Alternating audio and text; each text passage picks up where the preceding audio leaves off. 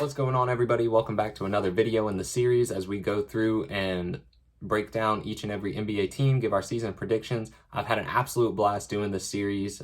Really enjoyed it. Really getting to know a lot more about these teams, and I've also enjoyed seeing the interaction with y'all and seeing y'all get into the videos a little bit. Because if you don't know much about YouTube and creating the videos, you can see the average watch times. Obviously, you see the views. And you can kind of see who's interacting with what. But it's really cool to see. I never thought that the YouTube channel would get this big this early, but it's so awesome to see and so encouraging. And I'm really appreciative of everyone that is watching along and following along with everything. And I know it's not really going to be possible to really keep up and watch every single video I put out, but I definitely can tell those that are trying to keep up, and y'all are just so appreciated. So without further ado, we're going to get into it. We're going to go with the Indiana Pacers today as we continue going in alphabetical order by city. We're getting close to halfway through the series, but like I said, we got the Pacers today, and then through this weekend we're gonna be at that halfway point after we get that double upload on Sunday. So this Pacers team gets a new coach this season. Nate Bjorkson, I believe is how you say his name, is out. Apparently was not much of a favorite of the players, and obviously didn't coach that team to its full potential, as we've seen pretty much the same roster a couple seasons ago with Nate McMillan finish 5 or 6 games over 500. This team was under 500 by a couple games, and apparently some reports came out, and Nate was not very well liked by the players on the roster, it seemed like. But they bring in Rick Carlisle, former Dallas Mavericks coach. He was previously had a stint in Indiana, so this will be his second stint there. But that was way back when he got his coaching career started. So things are a little bit different now. But Carlisle was the coach of the Dallas Mavericks championship team with Dirk on it.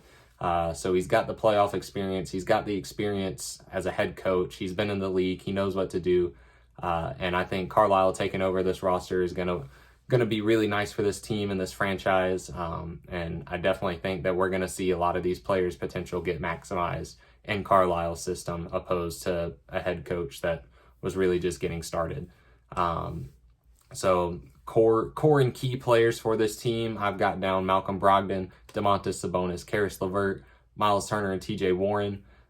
This is a team that I say doesn't really have any elite talent. Domantas Sabonis is a all-star, back-to-back seasons now. But I say he is very, very good, but he's not elite. I consider elite top 3 to 5 at your position, and I feel like Sabonis falls right outside that 5 at the power forward position. Put him around 6th or 7th probably. So no one that I consider elite here, but top to bottom, this roster is amazing.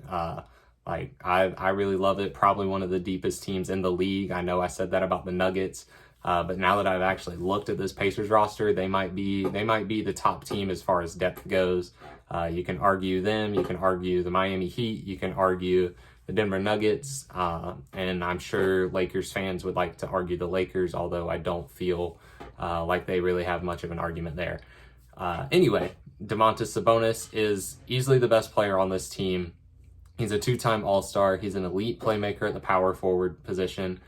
He's had 5+ assists per game in the past 2 seasons. So he's really channeling that playmaking. And he's improved on his points per game every season he's been in the league. So we just continue to see him grow and develop. Obviously, he keeps getting bumps up in minutes. So that helps out with that. But it's really, really cool to see a player just continue to develop like this over the span of his first 4 or 5 seasons in the league. So we got Sabonis, clearly more so the leader of this team, although they do have a lot of guys that really can play that leadership role. But I would consider Sabonis really the number 1 guy as far as overall play goes on this team. Another guy that is on this team that is amazing as far as overall play goes is Malcolm Brogdon. He's great all-around playmaker, maybe the most complete player on this team. He just had a career-high scoring season, So he's looking to build off of that this year. He's another guy that goes out there. He'll get you 6 or 7 assists a game. At the point guard, shooting guard position, he's about 6'6", so he's going to out-rebound most of those guys. And that was shown in his stats last season as he put up around 5 or 6 rebounds a game. He's going to go out there and get you a steal or 2 a game. And he's really just going to run that floor well. So between Sabonis and Brogdon, you really got 2 really good playmakers on this roster that are going to be in that starting lineup. And just having 2 playmakers like that is really beneficial for a team. Caris LeVert's the next guy I want to talk about on this team. He's had himself an interesting path, especially since getting traded from the Brooklyn Nets. But he looks to be the go-to scoring option on this team, although most of that time was played without TJ Warren, all but 4 games where Warren was healthy. But LeVert looks to be that go-to scoring option. He's really been great since getting to Indiana and being able to play. It was announced a few days ago that he does have a back injury. So we're hoping that that's nothing major, because he's gone through enough, and looking to be looking for a fully healthy season from Caris LeVert. Really want to see what he does with a full healthy season on a team that's really relying on him more as a scorer than Brooklyn was when he was there. TJ Warren, another guy that I mentioned. He only played 4 games last season, so this was a guy that really broke out big time in the bubble, really benefited from the bubble season. Not really season, but, kind of felt like it was separated from the rest of that NBA season. But the time in the bubble, TJ Warren really stepped up as a scorer and playmaker for this team. So they're hoping that he comes back healthy and can return to form. And I think that he falls into that second scoring option role as far as this team goes. But there's just going to be so much scoring on this team, or potential scoring on this team. And like I said, Sabonis and Brogdon are such great playmakers, but they're also getting their own shots up too. They were attempting about 17.5 a game, respectively, for each of them last year. So a few of those will go off to Warren. I'm sure a couple of LeVert's attempts will go off to Warren. But this is a team that's really got a lot of depth, and they've got a lot of options as far as scoring goes. They got a lot of routes they can go, so it'll be interesting to see what Carlisle does with this team as far as that. And then last guy to fill out the starting lineup is going to be Miles Turner, who's an absolutely elite shot blocker, maybe top 2 in the league. But like him and Rudy Gobert are probably top 2 in shot blocking. But Miles Turner is another guy. He doesn't really have to have the ball in his hands to make a difference because of that shot blocking and that post defense that he brings. But he does shoot well for a big man, especially one that only shot 14 threes in his rookie season. He's shooting at about a 34% clip from 3 now, as recently as last season. So we'll see what he continues to do with this roster. He's a very athletic player, and he just fits right alongside Domantas Sabonis so well. Personally, my favorite player on this team is going to be TJ Mcconnell. He's probably going to be coming off the bench, running kind of that 6-man role, unless they choose to bring TJ Warren off the bench to kind of balance him and LeVert out. But I don't really see that happening. I feel like they're going to plug both of them in to start the season. But TJ McConnell's an absolute dog. He's a stat sheet stuffer. He plays elite defense, and I say that he's the next best hustle player in the NBA next to Marcus Smart. But TJ McConnell's such a fun player to watch, in my opinion. And I'm sure a few of you have seen it. But there was the 2K22 video that came out of the dude getting absolutely hounded by TJ McConnell, and McConnell put up like 12 or 14 steals in the 2K game.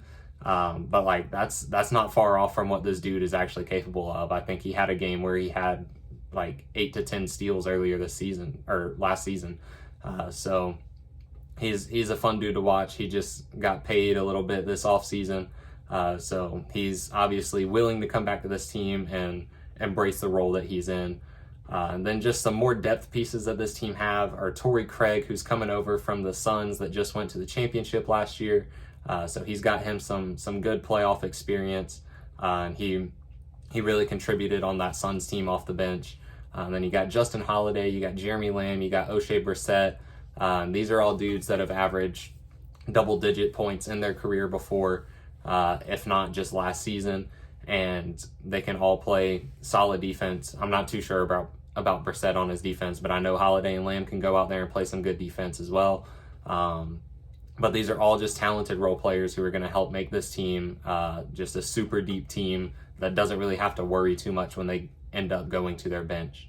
The last guy I want to talk about on this team is Chris Duarte. He was one of my favorite players in college last season. He is a 23-year-old rookie, which makes him on the older side as far as rookies go, but he put up great numbers at Oregon last year. He was averaging about 17 a game. He was getting his assists. He was getting his rebounds. He was an absolute demon on defense. And he also looked like he was going to be one of the most ready to make an impact prospects in college last year. And I don't think his ceiling is super high. I don't think he's going to be some insane like all-star elite player ever in his career, but I think he's going to produce solid numbers, and he's going to be a great system fit in Indiana, just the way that Indiana basketball is played. I think he's going to fit right in with that squad. So my season predictions for this team, I think they can be a potential 5 to 6 seed if everyone stays healthy. But now that I've really looked into this conference and really just broken things down, the Eastern Conference is a lot deeper than I thought it was. So realistically, I have this team finishing around 42 wins. They've got a new coach, like I said. They're hoping to keep everybody healthy. And if that does happen, then you're going to have to figure out chemistry and everything, because not all these dudes have really played together too much. But like I said, this Eastern Conference is so deep this year. So I've got this team finishing around 42 wins, and I've got them making the play-in tournament, but then I have them getting knocked out there. So that is my predictions for the Pacers and my breakdown of the squad. I think this is going to be a fun squad to follow along with this year. They're not going to be super exciting to watch, but I feel like they kind of have like that San Antonio Spurs type basketball vibe to them. They're going to go out there and get the job done. It's not going to be anything super flashy. It's not going to be anything super fun to watch. As people were calling it with the Spurs, it might be just boring basketball. But I think this is going to be a super fundamental team. They're going to go out there and get the job done. But like I said, the Eastern Conference is just so deep. I've got them getting knocked out in that play-in tournament. So that's all I got for this squad. Hope y'all enjoy the video. Hope y'all enjoy the breakdown. Make sure you tune in for the next one. Make sure you go ahead and drop a like on the video, leave a comment, give me your thoughts on what you think about this squad. And I will see y'all on the next one. Peace out.